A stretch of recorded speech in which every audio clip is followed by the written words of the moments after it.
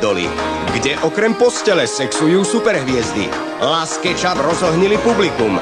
Pýchal som si pervitín, hovorí vyliečený narkoman Marek. Vrahovia tvrdia, žijeme v Matrixe, plus plagát Petra Bondru. Pozor, v našej súťaži môžete vyhrať víkendový pobyt v Paríži pre 2 osoby od spoločnosti Sky Europe Airlines. To všetko vám prináša Markíza, najčítanejší týždenník na Slovensku. V predaji od pondelka 9. júna.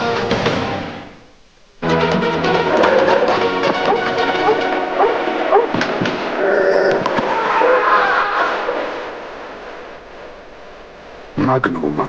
To je pôžitok. A vážne zábava. Algida. Dnešný večer odštartuje dlho očakávaný príchod netradičnej zlodejskej dvojice v megafilme Pasca. Tých odvážnejších pobaví úspešná hororová paródia Scary Movie. Neskoro večer sa môžete oddať príjemnému láskaniu alebo dobrodružstvám z tajomných denníkov.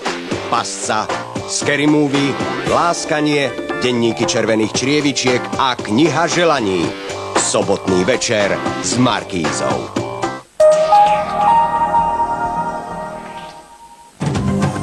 Manželia Chorvatovičovci z bratislavskej Dúbravky majú 2 izby a 6 detí.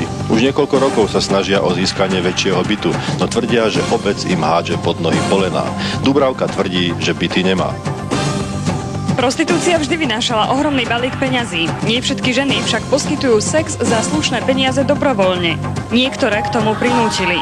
Pozrite si Palbu v útorok o 22:45. Nehynúci odkaz baletného majstra Mariusa Petipu a skladateľa Ludviga Minku sa poprvýkrát na doskách Slovenského národného divadla. Balet Bajadéra. V scénografii držiteľa Českého leva 2002 Jozefa Jelínka pod vedením baletného majstra Rafaela Avnikiana a dirigenta Martina Mázika. 7. júna 2003.